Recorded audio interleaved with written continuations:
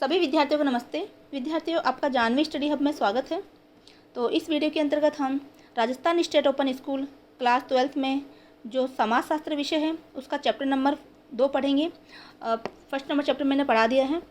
तो इस पार्ट में हम देखेंगे कि मूलभूत अवधारणाएं किसकी, समाजशास्त्र की मूलभूत अवधारणाएं क्या है उसके बारे में हम जानेंगे। और समाज किसे कहते हैं, समुदाय क्या होता है, समूह क्या होता है। तो हम जिस समाज में रहते हैं उस समाज की के ही अर्थ को हम जानने का आज इस चैप्टर में प्रयास करेंगे। चलो पढ़ते हैं। तो आगे बढ़ने से पहले आपसे गुजारिश है कि चैनल को सब्सक्राइब करें, वीडियो को शेयर करें और लाइक ज़रूर करें। तो उद्देश्य देखो, इस पाठ को पढ़ने का उद्देश्य क्या है कि इस पाठ का अध्ययन करने के बाद हम ये समझ पाएंगे कि समाज और समुदाय की अवधारणा क्या है, यानी समाज किसे कहेंगे, समुदाय किसे कहेंगे। परिस्थिति एवं भूमिका के अंतर संबंधों को, परिस्थिति क्या है और भूमिका क्या है, उसमें आपस में अंतर संबंध क्या होता है, उनके आपस के संबंध को हम जान पाएंगे।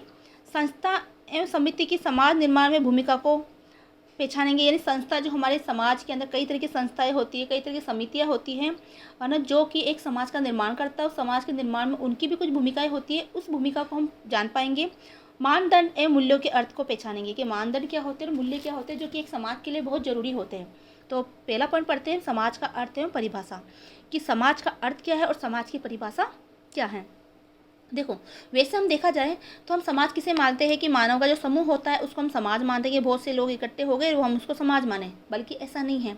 ये लोग इकट्ठे तो यहाँ पर हो रहे हैं, लेकिन उनमें आपस में क्या होनी चाहिए, अंतर संबंध होना चाहिए, आपस में क्रिया ये करे, ठीक है, इसमें सामाजिक संबंध होना चाहिए, तब हम इस झुंड को क्या कहेंगे, एक तरह से समाज कहेंगे। ऐसे तो हम ट्रेन में चलते हैं, ट्रेन में बहुत सारे लोग बैठे हुए होते हैं, बस में बहुत सारे लोग बैठे हुए हैं, लेकिन उसको हम समाज तो नहीं कह सकते क्योंकि उनमें आपस में लोगों में अंतर संबंध नहीं होता है। तो एक समाज के अंदर आपस में अंतर संबंध होता है, ठीक है, वो अपनी आवश्यकताओं के लिए एक दूसरे पर निर्भर भी करते हैं, है ना, क्योंकि बिना समाज के एक दूसरे की आवश्यकताएं पूर्ण नहीं हो पाती है। तो उसी को अगर हम देखें मोटे मोटे अर्थों में तो वही एक समाज है।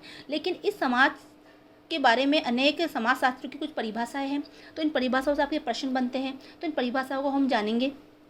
चलो पढ़ते हैं। समाज का अर्थ एवं परिभाषा।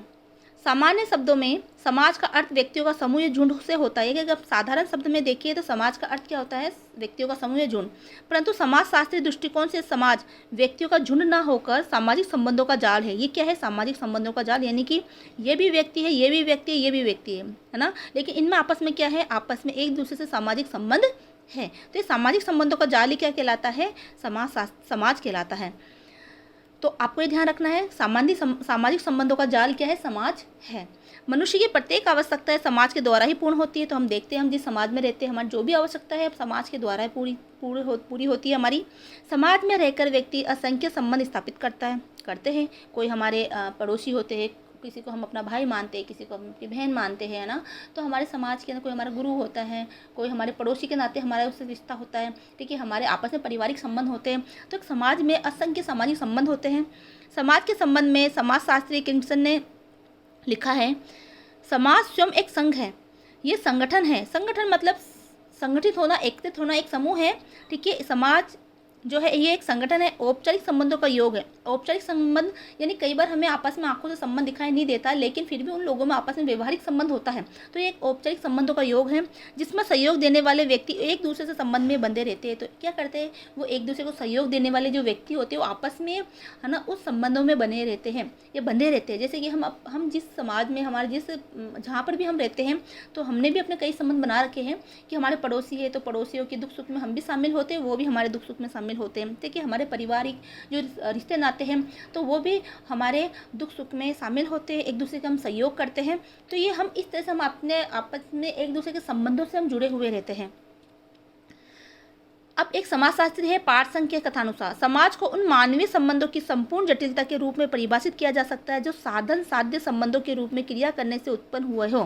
साधन और साध्य जो वस्तुएं हैं, जो साधन है, उनको हम एक दूसरे के लिए उपयोग करते हैं, उन्हीं क्रियाओं के कारण वो संबंध उत्पन्न हुए हैं, चाहे यह यथार्थ हो या प्रतीकात्मक।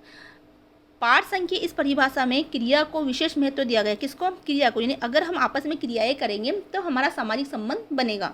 तथा उद्देश्य प्राप्ति के लिए साधन के रूप में किए गए कार्य को क्रिया कहा गया है। जिस भी उद्देश्य को प्राप्त करने के लिए जो भी हम साधन अपनाते हैं, जो क्रियाएं हम करते हैं, उसी को क्रिया कहा गया है।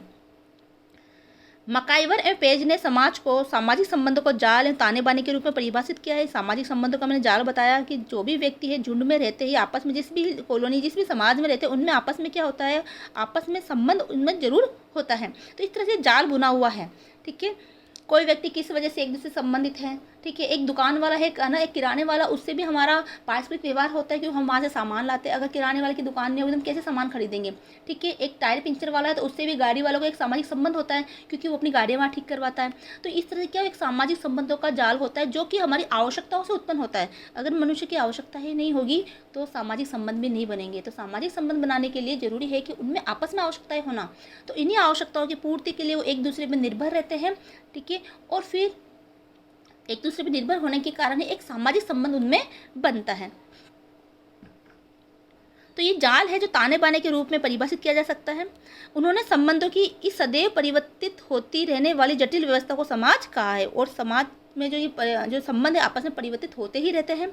मूलतः समाजशास्त्र में सामाजिक संबंधों की केंद्रीय अध्ययन वस्तु है। जब असंख्य सामाजिक संबंधों का जाल अनेक रीतियों सामाजिक समूह द्वारा व्यवस्था में बदल जाता है तो उसे समाज कहते हैं। अगर हम देखें तो कि असंख्य सामाजिक संबंधों का जाल है ना, अनेक रीतियों सामाजिक मूल्यों द्वारा व्यवस्था में बदल जाता है। एक व्यवस्था हमारे समाज में बनी हुई है, उसमें बदलता है तो उसे समाज कहते हैं। यहाँ हम समाज की कुछ परिभाषाओं पर विचार करेंगे जो कि कुछ समाजशास्त्रियों द्वारा दिए गए हैं। ल्यूटर के अनुसार समाज क्या है कि एक अमूर्त धारणा, यानी हमें कुछ आंखों से दिखाई नहीं देता। अमूर्त किसे कहते हैं, जो हमें आंखों से दिखाई नहीं देता है। तो एक अमूर्त धारणा है जो एक समूह के सदस्यों के बीच पाए जाने वाले पारस्परिक संबंधों की जटिलता का बोध कराती है। तो एक सदस्य के बीच में, एक समूह के सदस्यों के बीच में जो आपस में पारस्परिक संबंध पाई जाती है, उसकी जो जटिलता है उसी का वो बोध, यानी उसे हमें ज्ञान करवाता है। आप जहाँ पर रहते हो, आप अपने इर्द गिर्द देखना, आपके कईयों से आपका है ना सामाजिक संबंध होगा। जैसे कि आप एक किराने की दुकान वाले से सामाजिक संबंध रखते हो, आप एक दूध वाले से सामाजिक संबंध रखते हो, दूध बेचने आपके घर पर आता है। ठीक है ना, इसके अलावा आप एक अस्पताल में जाते हो, वहाँ किसी डॉक्टर से ही आपकी आवश्यकता की पूर्ति, तो वो भी एक सामाजिक संबंध, एक मरीज डॉक्टर का आपस में सामाजिक संबंध हो गया। इसके अलावा ऐसे बहुत से हमारी जो आवश्यकताओं की जहाँ जहाँ हमारी पूर्ति होती है वहीं हमारा सामाजिक संबंध एक तरह से बनता है। इस परिभाषा के अनुसार व्यक्तियों के बीच पनपने वाले संबंधों की संपूर्ण व्यवस्था को समाज माना है गया है जो अमूर्त है। तो बहुत सारे संबंध हमारे होते हैं जिसको हम किसी को तो हम नाम से पुकारते, कोई अनाम भी होते हैं, बस ऐसे हमारे व्यवहारिक संबंध भी हो जाता है। ठीक है, जिसका कोई नाम नहीं होता जैसे, तो उसी को ही जो है एक सामाजिक संबंध का रूप कहा गया है जो कि अमूर्त होता है, जो हमें दिखाई नहीं देता। अमूर्त रूप से भी कई सामाजिक संबंध होते हैं जिससे हमारी आवश्यकताओं की पूर्ति होती है। मकाइवर एवं पेजन ने समाज की परिभाषित करते हुए कहा है, समाज रीतियों एवं कार्य प्रणालियों की, अधिकार एवं पारस्परिक सहायता की, अनेक समूह तथा विभागों की, मानव व्यवहार के नियंत्रणों तथा स्वतंत्रता की व्यवस्था है। देखो अब इसने क्या कहा है कि उसने क्या उदाहरण दी है। अगर आपके प्रश्न पूछा जाए कि मकाइवर तथा पेजेस ने समाज की परिभाषा क्या दी है या उसकी क्या धारणा है, उसका आधार बिंदु उन्होंने क्या रखा है ना, आधारभूत तत्व कौन से है। मकाइवर और पेजेक के अनुसार समाज की परिभाषा के तो ये आएगा, समाज जो है उसमें रीति और कार्य प्रणाली होती है। हम देखते हैं हमारे समाज में कई रीति रिवाज अपनाए जाते हैं, कई सामाजिक संबंध होते हैं। अधिकार में पारस्परिक सहायता होती है, हमें समाज में कुछ अधिकार भी दिए गए हैं और हमारे आपस में पारस्परिक संबंध भी होते हैं। अनेक समूह हमारे समाज में बने हुए होते हैं, अनेक विभाग हमारे समाज में बने हुए होते हैं। मानवीय व्यवहार पर हम कुछ नियंत्रण भी रखते हैं, हम ऐसा ही मानवीय व्यवहार करते हैं जो दूसरे के लिए लाभदायक हो, है ना, अराजकता ना हो, नैतिक मूल्यों को हम अपनाते हैं। ठीक है, हमें कुछ स्वतंत्रताएं मिली हुई है। अगर एक व्यक्ति को स्वतंत्रता नहीं मिलेगी तो वो अपना विकास नहीं कर पाएगा। स्वतंत्रता का मतलब ये नहीं है कि आप कुछ भी कर दो, मतलब यहाँ स्वतंत्रता का मतलब ये है कि आप अपने विकास के लिए, अपने सामाजिक विकास के लिए, अपने मानवीय विकास के लिए आपको स्वतंत्रता चाहिए और उसी के तहत उसी में एक दायरे में रहते हुए आप अपना विकास करते हो। चलो आगे देखते हैं। इस सदैव परिवर्तनशील जटिल व्यवस्था को हम समाज कहते हैं। ये सामाजिक संबंधों का जाल है और ये हमेशा परिवर्तित होता रहता है। स्पष्ट है कि मैकाइवर एवं पेज ने समाज को सामाजिक संबंधों का जाल अवश्य कहा है, परंतु इसके साथ ही उन आधारों अथवा महत्वपूर्ण तत्वों का उल्लेख भी किया है जिनकी सहायता से सामाजिक संबंध एक जटिल व्यवस्था का रूप धारण करते हैं, एक सामाजिक संस्था को निर्मित करते हैं। इस परिभाषा के आधार पर हम ये जानने का जानने का प्रयास करेंगे कि मैकाइवर एवं पेज ने समाज को निम्नलिखित महत्वपूर्ण आधारों या तत्वों पर प्रकाश डाला है। तो मैकाइवर और पेज ने समाज के लिए, समाज की परिभाषा के अंतर्गत कुछ महत्वपूर्ण बिंदुओं पर, कुछ तत्वों पर उन्होंने प्रकाश डाला है, वो हम देखेंगे। तो पहला है रीतियाँ। देखो इसमें आई भी है, रीति और प्रणालियाँ, कार्य प्रणालियाँ, है ना, अधिकार, पारस्परिक सहायता, है ना, अनेक समूह होते हैं, अनेक विभाग होते हैं, मानवीय व्यवहारों पर नियंत्रण है, स्वतंत्रता, ये सारे इसके क्या है, आधार हैं। अब इनको एक एक के बारे में हम जानेंगे, क्योंकि प्रश्न यहीं से बनता है कि रीतियाँ क्या है। देखो हम हमारे समाज में रहते हैं, अनेक तरह के रीति रिवाज हम निभाते हैं। तो रीतियाँ प्रथाएं सामाजिक मानदंडों का मुख्य प्रकार है। ये समाज के निर्माण में आधार के रूप में कार्य करते हैं तथा सामाजिक व्यवस्था को बनाए रखने में उनकी महत्वपूर्ण भूमिका होती है। तो रीतियों की जो है अलग परंपराएं हमारे अलग अलग समाज की होती है, तो सामाजिक व्यवस्था को बनाए रखने में भी ये महत्वपूर्ण भूमिका अदा करती हैं।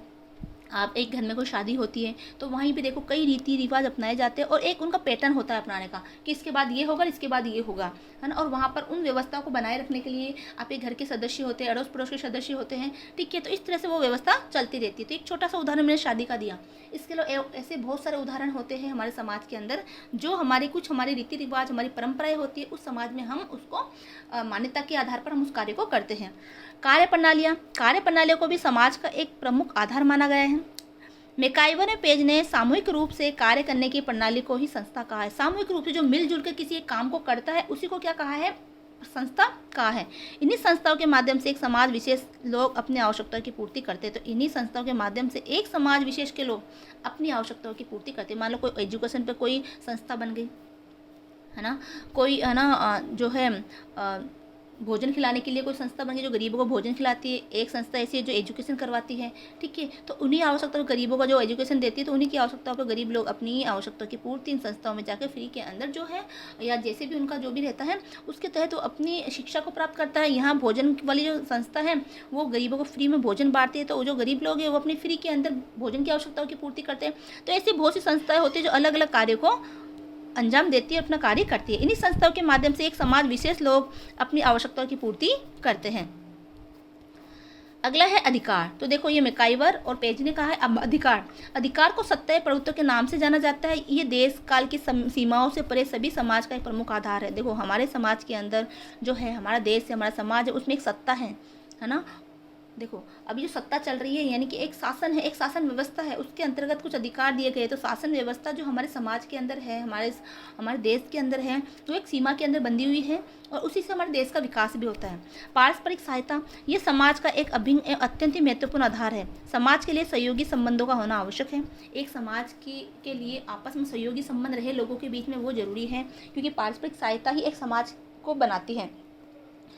समूह एवं विभाग, समाज अनेक समूहों, विभागों उप समूहों में से मिलकर बना होता है, अर्थात प्रत्येक समाज में अनेक समूह, समितियां, संगठन आदि पाए जाते हैं जिनकी सहायता से व्यक्तियों की विभिन्न आवश्यकताओं की पूर्ति संभव होती है। ये सभी समूह एवं विभाग अंतर संबंधित होते हैं। तो ये सभी समूह और जो विभाग होते हैं, हमारे समाज में कई सारे समूह बने होते हैं, कई सारे विभाग बने होते हैं। आप जिस जगह पर रहते हो, है ना, आप देखोगे आप जिस जगह पर रहते हो वहाँ पर भी कई समितियाँ हैं, कई समूह हैं जो काम करते हैं, लोगों की आवश्यकताओं की पूर्ति करते हैं, अपने समाज का वो भला करते हैं, कल्याण करते हैं। तो ऐसे कई समितियाँ, समूह बने हुए होते हैं जो कि मिलकर कई काम करते और आवश्यकताओं की पूर्तियाँ करवाते हैं और उनमें आपस में अंतर संबंध भी होता है।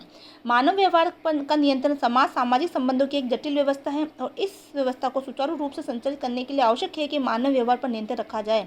देखो समाज एक जटिल व्यवस्था है, समाज क्या सामाजिक संबंधों की एक जटिल व्यवस्था है, तो उसको सुचारू रूप से चलाने के लिए अपने मानवीय व्यवहार पर हमें क्या रखना होता है, नियंत्रण रखना होता है। कैसे? क्योंकि व्यक्ति की आवश्यकता असीमित है, हमारी आवश्यकता क्या है, असीमित है। ऐसे में अगर सामाजिक नियंत्रण का अभाव होगा तो व्यक्ति स्वच्छंद हो जाएगा, जिससे समाज में आदर्श शून्यता की स्थिति हो जाएगी। देखो हमारी तो आवश्यकताएं बहुत ज़्यादा है, असीमित आवश्यकता है। आज ये चीज़ हमें मिल गई, कल को दूसरी चीज़ की हमारी डिमांड हो जाती है, ये हमारी इच्छा हो जाती है ना। तो असीमित आवश्यकताएं हमारी, लेकिन फिर भी हम समाज में रहकर, एक दायरे में रहकर अपनी उन आवश्यकताओं की पूर्ति करते हैं। अगर ऐसा नहीं हो कि हमारे समाज में अराजकता फैल जाए, स्वच्छंदता फैल जाए, कोई किसी है ना बस अपनी आवश्यकताओं की पूर्ति करने में लगे, चाहे किसी का नुकसान ही क्यों ना हो, तो ऐसे में क्या होगा, हमारे समाज से आदर्श खत्म हो जाएंगे। तो ऐसा नहीं है। तो समाज में एक हमारे मानवीय व्यवहार पर हमारे क्या होता है, नियंत्रण भी होता है। अगला स्वतंत्रता, समाज के एक आवश्यक तत्व के रूप में स्वतंत्रता का विशेष महत्व है। स्वतंत्रता का तात्पर्य मनमाने ढंग से कार्य, व्यवहार या आचरण करने से नहीं है। ऐसा नहीं है कि आप मनमाने ढंग से कार्य कर रहे हो, यहाँ इसका तात्पर्य सभी व्यक्तियों को उनके विकास हेतु उचित वातावरण प्रदान करने से है, कि सभी व्यक्तियों को उनके विकास के लिए उचित वातावरण उनको प्रदान किया जाए। इस प्रकार मैकाइवर और पेज ने समाज के उपयुक्त 7 आवश्यक आधार बताए हैं। आपने समाज को सामाजिक संबंधों की एक जटिल व्यवस्था माना है। तो इन्होंने क्या माना है, मैकाइवर ने, कि समाज को एक सामाजिक व्यवस्था को जो है उन्होंने जटिल व्यवस्था माना है, सामाजिक संबंधों की जटिल व्यवस्था माना है। किसने, मैकाइवर। और कितने भागों में बात है, कितने आधार बताए उन्होंने, 7 आधार बताए हैं जो हमने भी पढ़े। तो आप इन आधार के पॉइंटों को याद रखिएगा। मैकाइवर एवं पेज समाज को सामाजिक जटिल व्यवस्था मानते हैं और इसके उन्होंने 7 आधार भी बताए, परंतु समाज के लिए अन्य 3 बातों का होना भी आवश्यक है। पहला, व्यक्तियों की बहुलता, यानी कि उस समाज में क्या हो, व्यक्ति, अगर व्यक्ति नहीं होंगे, ज़्यादा व्यक्ति नहीं होंगे तो समाज कैसे बनेगा। दूसरा, सामाजिक संबंध। तीसरा, सामाजिक अंतर्क्रिया, सामाजिक संबंध भी होना जरूरी है। और अगला है सामाजिक अंतर्क्रिया, उन लोगों के बीच में आपस में अंतर्क्रिया होनी भी जरूरी है। समाज की विभिन्न परिभाषाओं को जानने के पश्चात हमने पाया कि सभी समाजशास्त्री समाज के लिए सामाजिक संबंधों को अपरिहार्य मानते हैं और वे ऐसे संबंधों की जटिल व्यवस्था को समाज कहते हैं। अगला है समाज की कुछ विशेषताएं। देखो, समाज की विशेषता की अमूर्तता, यानी समाज की एक विशेषता की अमूर्तता है। अन्योशासित है, यानी हम एक दूसरे पर आश्रित रहते हैं। जागरूकता है, हम हमारे समाज में क्या हो रहा है, क्या कुछ चल रहा है, उसके प्रति हम जागरूक रहते हैं, हम ज्ञान हासिल करते रहते हैं। सहयोग है, सहयोग, समाज में कुछ ऐसे व्यक्ति भी होते हैं जो एक दूसरे का परस्पर सहयोग करते हैं, कई बार ऐसा भी होता है जो एक दूसरे का सहयोग नहीं करते। ठीक है, देखते हैं। समाज सामाजिक संबंधों का जाल है। इन सामाजिक संबंधों को नापने का कोई पैमाना नहीं है और ना ही इन्हें स्पर्श किया जा सकता है। इसका कोई रूप आकार नहीं होता। अमूर्त है, मतलब कोई रूप नहीं है, कोई आकार नहीं है, कोई पैमाना नहीं है उसको मापने का। ठीक है, हम कैसे माप लेंगे, आपके और हमारे बीच में सामाजिक संबंध है वो तो दिखाई नहीं दे रहे हैं ना, फिर भी सामाजिक संबंध तो है, आप पढ़ाई कर रहे हो यहाँ से, तो एक तरह सामाजिक संबंध हुआ ना। तो इस तरह समाज में लोगों का होना जरूरी है। ठीक है, इसका कोई आकार रूप नहीं होता, अतः सामाजिक संबंध निराकार या अमूर्त होता है। उन्हें केवल अनुभव किया जा सकता है। उन्हें क्या किया जा सकता है, अनुभव किया जा सकता है। ओनली उनके सामाजिक संबंधों को हम अनुभव कर सकते हैं। हाँ, इस व्यक्ति फला व्यक्ति के बीच में कुछ सामाजिक संबंध है, कुछ अच्छा व्यवहार है ना, वो हमें दिखाई नहीं देता, लेकिन हम क्या करते हैं, सिर्फ अनुभव करते हैं, उनके व्यवहार से हम अनुभव कर लेते हैं। अगला है अन्योन्याश्रित। विश्व में कोई भी समाज ऐसा नहीं है जो अपनी सभी आवश्यकताओं की को स्वयं पूरा कर पाने में सक्षम है। तो ऐसा कोई भी देश या कोई भी समाज नहीं है जो अपनी आवश्यकताओं को पूरा कर पाने में अकेला सक्षम हो। ठीक है, समाज के प्रत्येक अंश को अपनी किसी न किसी आवश्यकताओं की पूर्ति के लिए एक दूसरे की सहायता की आवश्यकता होती है। व्यक्ति ही नहीं, विश्व भर के देश अपनी अनेकानेक आवश्यकताओं के लिए एक दूसरे पर निर्भर करते हैं। देश भी एक दूसरे देशों पर निर्भर करते हैं, मतलब जहाँ जिसकी आवश्यक पैदावार होती है वो एक दूसरे देशों को भेजते हैं। ठीक है, अपनी आवश्यकताओं की पूर्ति करते हैं। ऐसे समाज भी है, वो अपने आप में पूर्ण नहीं है, उनको भी एक दूसरे अपनी आवश्यकताओं की पूर्ति के लिए, उन व्यक्तियों को आवश्यकताओं की पूर्ति के लिए एक दूसरे पर निर्भर रहना पड़ता है। जागरूकता, संबंधों के प्रति मनुष्य जागरूक रहता है और ये संबंधों को बनाए रखने के लिए आवश्यक भी है। मनुष्य अपने विशिष्ट संबंधों के अनुरूप एवं विशिष्ट प्रकार का व्यवहार करता है। बिना ज्ञान और जागरूकता के संबंधों का कोई अस्तित्व नहीं है। देखो, जागरूकता भी रहना जरूरी है, क्योंकि वो अपने जागरूक रहकर ही अपने संबंधों को बनाए रखता है ना, व्यवहार खराब नहीं करता है। ठीक है, मनुष्य अपने विशिष्ट संबंधों और संबंधों के अनुरूप ही विशिष्ट प्रकार का वो व्यवहार भी करता है ना। आप देखते हो कि आपके परिवार वालों के साथ आपका बहुत सगे संबंध है, उसके साथ आपका व्यवहार अलग होता है, बाहर वालों के साथ आपका व्यवहार अलग होता है, क्योंकि आवश्यकता की पूर्ति तो हर जगह आपकी हो रही है। ठीक है, तो इसीलिए उन संबंधों को बनाए रखने का, उनका अस्तित्व बनाए रहे, उसके लिए वो विशेष रूप से जागरूकता बरतता है, सावधानी बरतता है कि कोई ऐसी बात ना कहे कि उनका संबंध बिगड़ जाए। ठीक है, अगला है सहयोग एवं असहयोग। समाज में सहयोग एवं असहयोग दोनों ही व्याप्त हैं। एक व्यापारी स्वयं की उन्नति के लिए, एक राजनीतिक दल स्वयं को स्थापित करने के लिए नैतिक मूल्यों के प्रति तटस्थता रखते हुए असहयोग व्यवहार करते हैं। वहीं कारखाने के श्रमिक एक दूसरे के सहयोग के बगैर वस्तु का उत्पादन नहीं कर सकते। देखो, एक राजनीतिक दल तो क्या करता है, अपने स्वयं के स्थापित करने के लिए, वो नैतिक मूल्यों की प्रतिष्ठा के प्रति है ना, वो क्या करते हैं, एक दूसरे का गलतियाँ निकालते रहते हैं। तो असहयोग हो गया ना, यानी एक राजनीतिक दल दूसरे राजनीतिक दल की कमियाँ निकालेगा। क्यों निकालेगा? क्योंकि वो अपने आप को स्थापित वहाँ करना चाहता है। ठीक है, दूसरा, एक श्रमिक है, एक कारखाने में कोई मजदूर काम करते हैं, वो एक दूसरे की सहायता के बिना उस कार्य को नहीं करते, तो कहीं सहयोग चलता है, कहीं असहयोग चलता है। अगला है समानता। यद्यपि समाज में सभी मनुष्य के जैविक अंगों में समानता होती है। जैविक अंग यानी कि हम जो है 2 आंखें, नाक, हाथ, पैर, पाँव लेके हम जन्मे होते हैं, है ना, हमारा शरीर का ढांचा सेम होता है, तथापि खान पान, व्यवसाय तथा रहन सहन में भिन्नता पाई जाती है। तो हम समाज में देखते हैं कि सबके खान पान है, उनका रहन सहन है, उनके पहनावा ओढ़ावा है, उनके रीति रिवाज है ना, उनकी धार्मिक भिन्नताएं हमें पाई जाती है, उसमें पाई जाती है, जैसे कि धर्म, विश्वास, विचारधारा आदि में भी भिन्नता का स्वरूप व्याप्त होता है। अगला समुदाय का अर्थ और परिभाषा। कि समुदाय किसे कहेंगे, उसका अर्थ क्या है। समुदाय स्वयं उत्पन्न होने वाला ऐसा मानव समूह है जिसमें लोग एक विशिष्ट भौगोलिक क्षेत्र में सामान्य जीवन व्यतीत करने के लिए निवास करते हैं। एक विशेष समुदाय क्या होता है? एक विशिष्ट भौगोलिक क्षेत्र में लोग रहते हैं। मान लो एक भौगोलिक क्षेत्र है ना, उस क्षेत्र में मान लो एक गाँव है, ठीक है, उस गाँव के अंदर लोग रह रहे हैं और उनमें आपस में क्या है, एक सामाजिक संबंधों का जाल बुना हुआ है। ठीक है, विश्व का प्रत्येक व्यक्ति किसी न किसी समुदाय का सदस्य अनिवार्य रूप से होता है।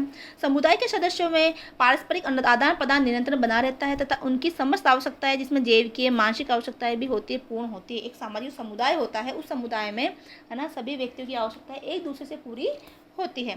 शाब्दिक दृष्टि से समुदाय के अर्थ पर विचार करें तो हम पाएंगे कि अंग्रेजी का कम्युनिटी यानी समुदाय को अंग्रेजी में क्या बोलते हैं? कम्युनिटी शब्द दो लैटिन शब्दों कॉम तथा मनुष्य से बना है। कॉम शब्द का अर्थ होता है टुगेदर, जिसका एक साथ से, और मिनिस का अर्थ है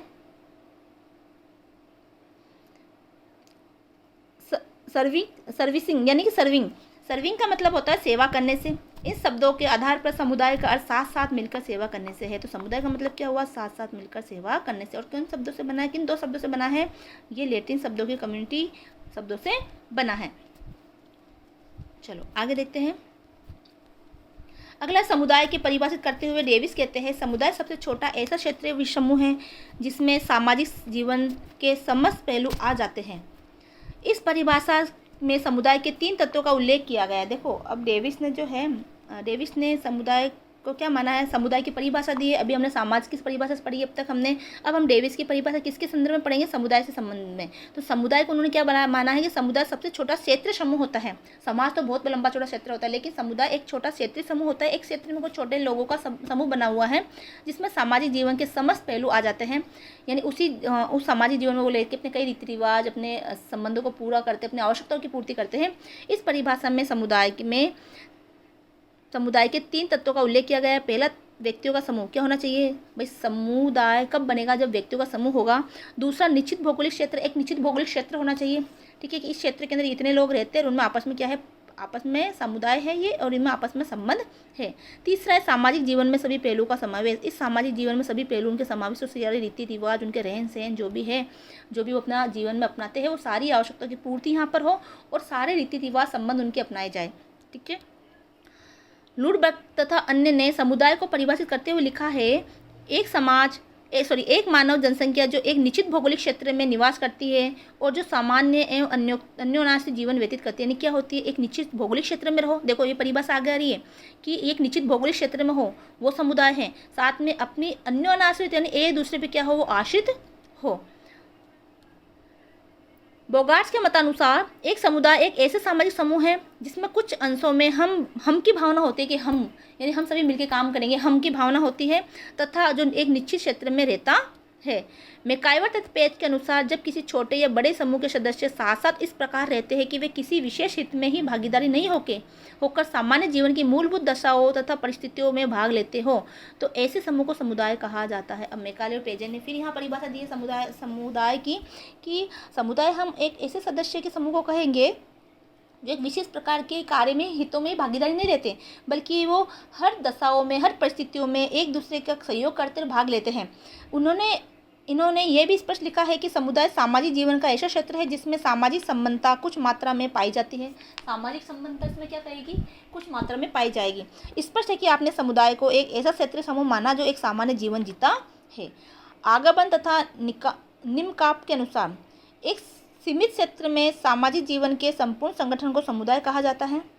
उपयुक्त परिभाषा से स्पष्ट है कि समुदाय सामान्य सामाजिक जीवन में भागीदारी लोगों का एक समूह है। तो अगर हम पूरी परिभाषा को निचोड़ निकाले तो ये निकलेगा कि समुदाय सामान्य सामाजिक जीवन में भागीदारी लोगों का एक समूह है जो किसी निश्चित भौगोलिक क्षेत्र में निवास करता है तथा जिनसे हम की भावना पाई जाती है। जिसमें क्या पाई जाती है? हम की, यानी सब कुछ हमारा है, हम की भावना पाई जाती है। समुदाय के आवश्यक तत्व। अब देखो समुदाय के बारे में हमने पढ़ा तो उसके आवश्यक तत्व कौन कौन से हैं। उसी प्रकार हमने पहले समाज के आवश्यक तत्व पढ़े थे जो 7 तत्व मैकाले और पेजे ने बताए थे। अब यहाँ पर समुदाय के आवश्यक तत्व कौन कौन से हैं जो हमने इन परिभाषाओं में पढ़ा वही है। तो क्या होना चाहिए? पहले तो व्यक्तियों का समूह होना चाहिए। भाई व्यक्तियों का समूह नहीं होगा तो समुदाय कैसे कहलाएगा? किसी भी समूह के समुदाय कहलाने अथवा समुदाय के निर्माण के लिए 3 तत्वों का होना आवश्यक है। प्रथम व्यक्तियों का समूह, द्वितीय निश्चित भौगोलिक क्षेत्र, तृतीय सामुदायिक भावना। तो व्यक्तियों का समूह यानी लोग वहाँ रहे, है ना। व्यक्तियों के बिना ये ना तो सामान्य सामाजिक जीवन संभव है, ना ही सामुदायिक भावना। यानी आप जो है किसी ऐसे उजाड़ जगह, जंगलाहट जगह जहाँ पर कोई व्यक्ति नहीं रहता हो, वहाँ लेके रहना पसंद करोगे? नहीं रहना पसंद करोगे, क्योंकि वहाँ लोग ही नहीं हैं, तो आप अकेले पड़ जाओगे। अपनी आवश्यकता की पूर्ति कैसे करोगे? एक आप कल्पना करके दीजिए, कल्पना कीजिए कि अगर आप ऐसे क्षेत्र पर रहने के लिए कहा जाए जहाँ पर कोई भी लोग नहीं रहते, दूर दूर तक सिर्फ वो एक सुनसान जगह पड़ी हुई है, बहुत लंबा क्षेत्र है, लंबा चौड़ा क्षेत्र है, लेकिन वहाँ पर मानव जीवन नहीं है, तो आप वहाँ पर रहना पसंद नहीं करोगे। आप कहाँ रहना पसंद करोगे? जहाँ पर लोग रहते हो, क्योंकि आप खुद भी एक सामाजिक प्राणी हो और सामाजिक संबंध चाहते हो। ठीक है, तो आप एक व्यक्तियों का समूह आप चाहोगे कि एक वहाँ पर व्यक्तियों का समूह हो जहाँ पर मैं अपनी आवश्यकता की पूर्ति कर सकूँ, मेरे कुछ व्यवहार बना सकूँ, मेरे कुछ संबंध वहाँ पर बना सकूँ। ठीक है, और आपस में समुदाय में भावना होती है। तो व्यक्तियों के बिना ना तो सामान्य सामाजिक जीवन संभव है और ना ही सामुदायिक भावना। किसी भी समुदाय का निर्माण तभी संभव है जब व्यक्तियों का समूह हो। अगला, निश्चित भौगोलिक क्षेत्र। प्रत्येक समुदाय के लिए एक निश्चित भौगोलिक क्षेत्र का होना भी आवश्यक है। किसी समूह का अगर निश्चित भौगोलिक क्षेत्र ही नहीं है तो उसे समुदाय के रूप में स्वीकार नहीं किया जा सकता। भाई लोग रह रहे हैं, भाई इतने क्षेत्र के अंदर ये गांव है, फला गांव है, ये मान लो इस गांव का नाम ए है या इस क्षेत्र का नाम ए है, इस क्षेत्र में इतने लोग, फला लोग, इतने लोग रहते हैं जिनमें आपस में क्या है, सामाजिक संबंध होता है। ठीक है, अगला, समुदाय की भावना। इसे हम की भावना भी कहा जाता है। समुदाय के निर्माण के लिए व्यक्तियों के समूह, निश्चित भौगोलिक क्षेत्र के साथ ही सामुदायिक भावना का होना भी आवश्यक है।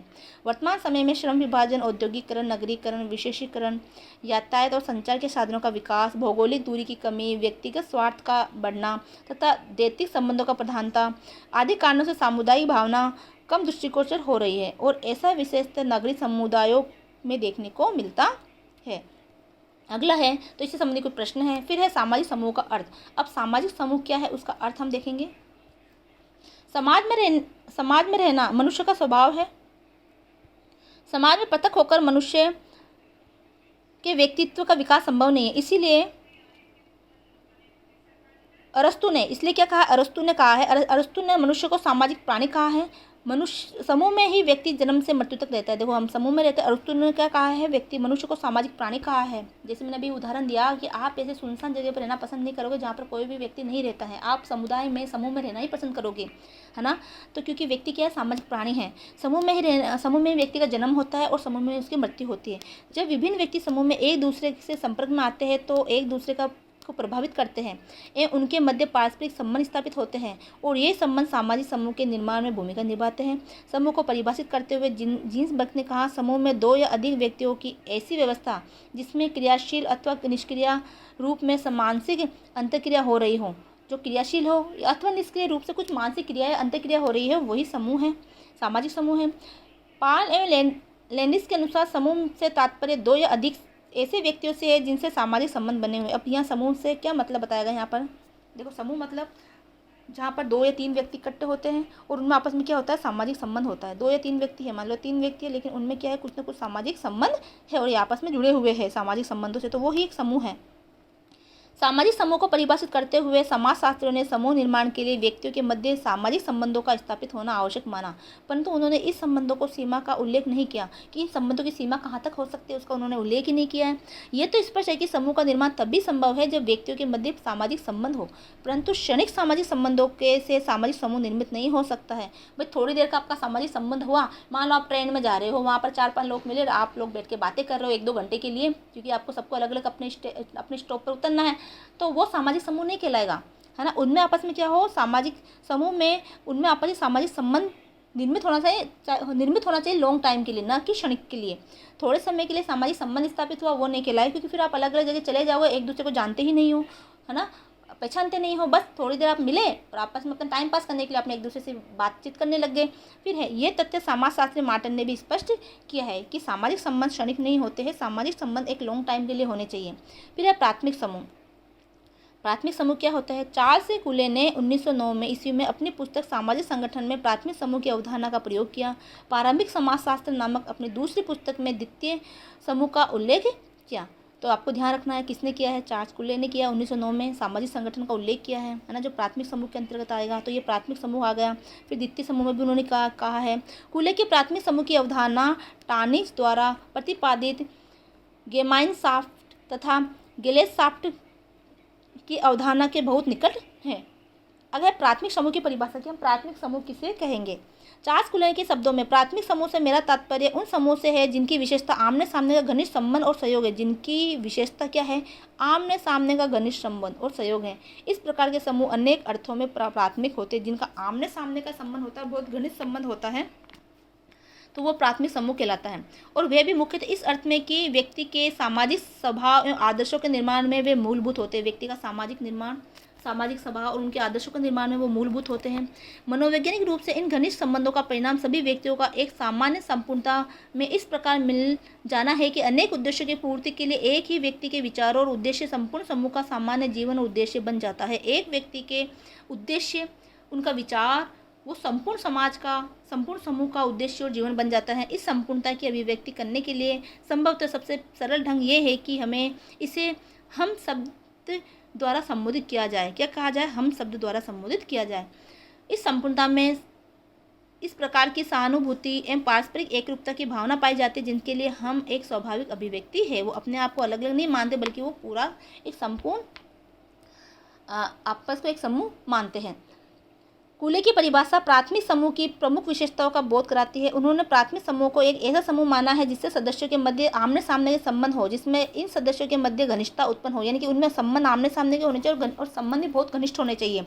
मनुष्य के सामाजिक स्वभाव का निर्माण प्राथमिक समूह ही करते हैं। मनुष्य के सामाजिक संबंध का निर्माण कौन करता है? प्राथमिक समूह। जैसे आप कह सकते हो आपका परिवार है, आपके साथी है, आपके परिवार के सदस्य आपके प्राथमिक समूह में आ गए। आपके जो फ्रेंड्स है, जिस सर्किल में आप रहते हो, फ्रेंड सर्किल में, वो आपके प्राथमिक समूह में आ गए, क्योंकि वो आपके व्यक्तित्व निर्माण में, आपके स्वभाव के निर्माण में, ठीक है, और एक तरह से आपके जो है आपके आदर्शों के निर्माण में वो आपकी एक महत्वपूर्ण भूमिका निभाता है।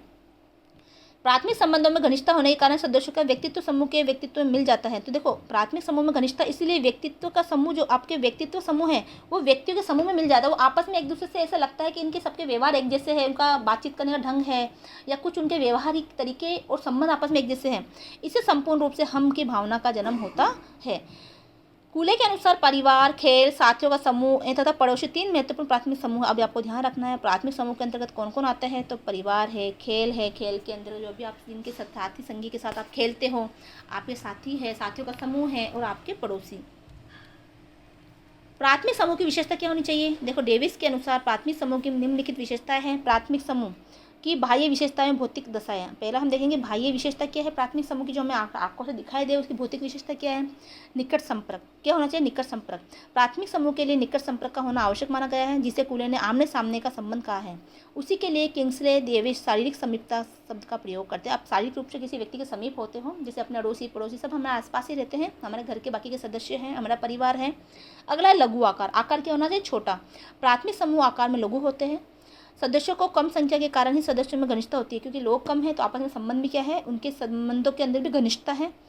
डेविस का मानना है कि प्राथमिक समूह लघु आकार में होना चाहिए, क्योंकि यह संभव है कि एक ही समय में बहुत से व्यक्तियों से बुद्धिमत्तापूर्ण संबंध स्थापित किया जा सके। अगला निरंतर, स्थायी एवं प्रत्यक्ष संबंध। निरंतर क्या हो? स्थायी होना चाहिए उनके संबंध, और प्रत्यक्ष संबंध उनके होने चाहिए। संबंधों की घनिष्ठता संबंधों की घनिष्ठता पर्याप्त रूप से उनकी अवधि पर निर्भर करती है। देखो, संबंधों की घनिष्ठता पर्याप्त रूप से उसकी अवधि कितने दिनों तक रहेगी उस पर निर्भर करती है। संबंधों की अवधि जितनी लंबी होती है, संबंध उतने ही घनिष्ठ होते हैं। यानी कि हम जिन व्यक्तियों के साथ जितने लंबे समय तक रहते हैं, हमारे संबंध उतने ही घनिष्ठ होते हैं। प्राथमिक समूह में स्थिरता पाई जाती है, और प्राथमिक समूह में क्या पाई जाती है? स्थिरता पाई जाती है। प्राथमिक समूह की आंतरिक विशेषता है संबंधों की प्रकृति। अब देखो, प्राथमिक समूह की आंतरिक विशेषता क्या है? ये तो हमने अभी बाह्य विशेषता पढ़ी, अब हम देखेंगे उसकी आंतरिक विशेषता क्या है। प्राथमिक समूह के लिए बाह्य विशेषताओं के साथ साथ आंतरिक व मानसिक विशेषता भी महत्व रखती है। डेविस ने प्राथमिक संबंधों की 5 प्रमुख विशेषताएं बताई, ये निम्नलिखित है। अपनत्व की भावना। पहला क्या है? प्राथमिक समूह में हम क्या होते हैं? अपनत्व की भावना, यानी हमारे प्राथमिक समूह में क्या कौन शामिल होता है? हमारा परिवार है, हमारे मित्र हैं, हमारे अड़ोस पड़ोसी है, वो हमारे प्राथमिक समूह में शामिल होते हैं। तो उनमें क्या होता है? अपनत्व की भावना होती है ना। प्राथमिक समूह के सदस्यों में घनिष्ठ संबंध पाए जाते हैं। इस घनिष्ठता का मुख्य आधार है सदस्यों के लक्ष्यों उद्देश्यों में समानता होना। संबंध स्वयं साध्य होते हैं। प्राथमिक संबंध स्वयं साध्य होते हैं, किसी स्वार्थ की पूर्ति के लिए पारस्परिक संबंध नहीं स्थापित नहीं होते, यानी वो अपने आप ही बनते हैं, लगाव से अपना वो संबंध बन जाते हैं, वो किसी स्वार्थ की पूर्ति के लिए संबंध नहीं बनते हैं। अगला है संबंध व्यक्तिक होते हैं। प्राथमिक समूह में सदस्य एक दूसरे को प्रत्यक्ष रूप से जानते हैं, इसी कारण संबंधों में आडंबर या दिखावा नहीं होता है और व्यक्तिगत संबंध होता है। संबंध सर्वांगीण होते हैं। प्राथमिक समूह व्यक्ति के संपूर्ण जीवन से संबंधित होते हैं, क्योंकि प्राथमिक समूह के आपके अड़ोस पड़ोस है, आपका फ्रेंड सर्किल है, यानी खेल का मैदान है जहाँ पे आपके समुदाय आपके फ्रेंड है, आपके दोस्त है और आपके परिवार के सदस्य, उनमें आपका जो संबंध होता है वो क्या होता है, आपके पास में संबंध बहुत निकट का संबंध होता है। परिवार, पड़ोस व ग्रामीण समुदाय से व्यक्ति का संबंध आंशिक रूप से नहीं अपितु पूर्ण रूप से होता है। अगला है संबंध स्वतः होते हैं। प्राथमिक समूह में संबंधों का विकास स्वतः होता है। प्रत्येक सदस्य के साथ दूसरे सदस्य का जो संबंध होता है उसका आधार है स्वयं की इच्छा। ये संबंध किसी प्रकार के दबाव, प्रलोभन या शर्त द्वारा स्थापित नहीं होता है। कोई दबाव या शर्त से स्थापित नहीं हुआ। भाई आपने पड़ोसी आपके पास में रह रहा है, उसके साथ आपका कोई व्यवहार अच्छा हो गया, आपका संबंध स्थापित हुआ है, तो वो आपने कोई लोभ लालच के कारण तो किया नहीं है, वो अपने आप ही उनका आपके पड़ोसी के नाते ही आपका उनमें संबंध स्थापित हो गया। आप साथ बैठते हो, दुख सुख में एक दूसरे की हेल्प करते हो, ठीक है, जो भी त्योहार है वो साथ साथ मनाते हो, तो ये तो किसी स्वार्थ की वजह से नहीं हुआ है ना, वो संबंध स्थापित स्वतः हुआ है। ठीक है, अगला द्वितीय समूह। अब द्वितीय समूह में कौन आता है? देखो, प्रथम समूह हमने पढ़ा तो कौन कौन आता है? आपका परिवार है, आपके मित्र साथी है, ठीक है, और इसके अलावा जो है आपके अड़ोस पड़ोस। ठीक है, अगला है ऐसे समूह जिसमें प्राथमिक समूह के विपरीत विशेषताएं पाई जाती हैं, द्वितीय समूह कहलाते हैं। रॉबर्ट बिरस्टिडी ने कहा है कि वे सभी समूह द्वितीय के जो प्राथमिक नहीं हैं। द्वितीय समूह की परिभाषा है, प्रमुख विद्वानों ने द्वितीय समूह की परिभाषा निम्न प्रकार से दी है। देखो, फेयरचाइल्ड के अनुसार समूह का वह रूप जो अपने सामाजिक संपर्क और औपचारिक संगठन की मात्रा में प्राथमिक या आमने सामने के समूह की तरह घनिष्ठता से भिन्न होता है, द्वितीय समूह कहलाता है। देखो, जो घनिष्ठता संबंध होगा, घनिष्ठ संबंध होगा तो वो तो प्राथमिक हो गया, लेकिन जो घनिष्ठता से यानी कि आपस में बहुत संबंध गहरे ना होकर दूर दूर का संबंध है, तो वो क्या हो गया? द्वितीय समूह कहलाता है।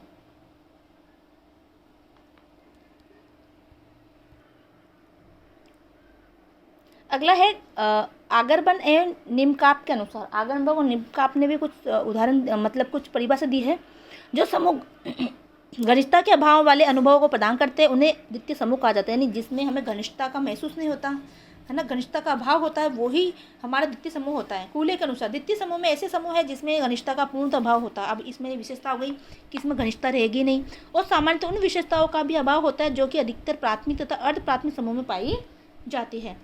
सारांशतः ये कहा जा सकता है कि द्वितीय समूह में प्राथमिक समूह के विपरीत विशेषता पाई जाती है। वे आकार में बड़े होते हैं एवं उनमें घनिष्ठता का अभाव पाया जाता है।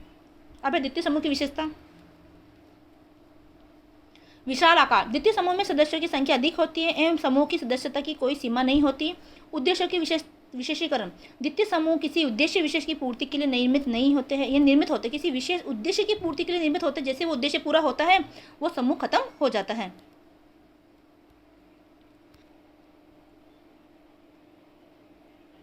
तो यही है कि द्वितीय समूह में जब उद्देश्य पूरा होता है तो वो द्वितीय समूह जो है उद्देश्य विहीन नहीं होता है ना। तो एक विशेष उद्देश्य पूरा हुआ फिर समूह खत्म, तो यही है कि उसका संबंध नहीं होता है कि द्वितीय समूह किसी उद्देश्य विशेष की पूर्ति के लिए निर्मित होता है, और कोई भी द्वितीय समूह उद्देश्य विहीन नहीं होता है। कि हमारा कुछ उद्देश्य होगा तभी तो हम किसी व्यक्ति के साथ कुछ संबंध स्थापित करेंगे, जो कि कुछ समय के लिए होगा। जब हमारा उद्देश्य पूर्ति हो गया तो फिर वो लंबे समय तक उद्देश्य उनके साथ हमारा फिर वो वापस वो समूह में हम नहीं रहेंगे, यानी उसमें हमारा कोई उससे घनिष्ठता नहीं रहेगी। अप्रत्यक्ष संबंध द्वितीय समूह में अप्रत्यक्ष संपर्क ही अधिक पाया जाता है। इनका मुख्य कारण समूह के आकार का बड़ा होना है। व्यक्तिगत तथा घनिष्ठ संबंधों का अभाव। द्वितीय समूह में घनिष्ठता का अभाव पाया जाता है, जिसका कारण समूह में आकार का बड़ा होना कि समूह इतना बड़ा है कि उसमें घनिष्ठता नहीं रह पाती है। उद्देश्य की भिन्नता। द्वितीय समूह में सदस्यों के उद्देश्य भिन्न होते हैं। अपने हितों की पूर्ति के लिए समूह के सदस्य आपस में प्रतिस्पर्धा करते हैं, जिसके कारण पारस्परिक सहानुभूति का अभाव रहता है। बस आपस में क्या रहती है, उनकी प्रतिस्पर्धा रहती है, जिसके कारण उनके अंदर जो है सहानुभूति का अभाव पाया जाता है। औपचारिक संबंध। द्वितीय समूह के सदस्यों का पारस्परिक संबंध कुछ निश्चित नियमों व उपनियमों के अनुसार नियंत्रित होता है। तो इस तरह से आपको ये द्वितीय समूह की विशेषताएं देखनी है। पर जो प्रथम समूह है प्राथमिक समूह, उसकी विशेषता आपको ध्यान रखनी है, उसकी परिभाषा आपको ध्यान रखनी है, उसमें कौन कौन शामिल होते हैं। तो हम द्वितीय समूह में हम बता सकते हैं कि द्वितीय समूह में जैसे कि हमारा इतना बहुत बड़ा समूह होता है, हम जहाँ रहते हैं, जैसे मान लो किसी विशेष उद्देश्य की पूर्ति के लिए बनता है। आपको कोई किराने की दुकान है, राशन की दुकान, उससे आपका कोई व्यक्ति संबंध बना तो क्यों? आपकी आवश्यकता की पूर्ति के लिए बना है, ठीक है, एक विशेष उद्देश्य के लिए बना है ना। और उसी दुकान वाले के पास में कोई दूसरे दुकान वाले ने दुकान खोली, आपने कोई उस किराने की दुकान खोली, राशन की दुकान खोली, तो फिर आपका उन दुकान के पास में क्या हो जाएगा? कंपटीशन हो जाएगा। आप अपने आप को आगे बढ़ाना चाहोगे, तो ये जो द्वितीय समूह में आ गया ना, आपको कोई घनिष्ठ संबंध उससे नहीं होता है, सिर्फ एक उद्देश्य की पूर्ति के लिए वो समूह बनाया जाता है। ठीक है, अब अगला है, इसमें इसके प्रश्न के पाठों के प्रश्न एक साथ हम ला सकते हैं। ठीक है, अगला है परिस्थिति का अर्थ एवं प्रकार। अब ये हम अगले जो है वीडियो में देखेंगे, वरना ये वीडियो बहुत बड़ा हो जाएगा। देखो, मेरा यहाँ पाठ पढ़ाने का उद्देश्य ये है कि कई स्टूडेंट के पास किताबें नहीं पहुँच पाती है, वो चैप्टर को पढ़ ही नहीं पाता, चैप्टर में कहाँ से प्रश्न बनने वाले हैं। अगर उनका चैप्टर क्लियर होता है तो वो क्वेश्चन के आंसर भी आसानी से याद कर पाते हैं। ठीक है, तो ज़्यादा से ज़्यादा वीडियो को शेयर करें, चैनल को सब्सक्राइब करें। मिलते हैं अगले वीडियो में। जय हिंद, जय भारत।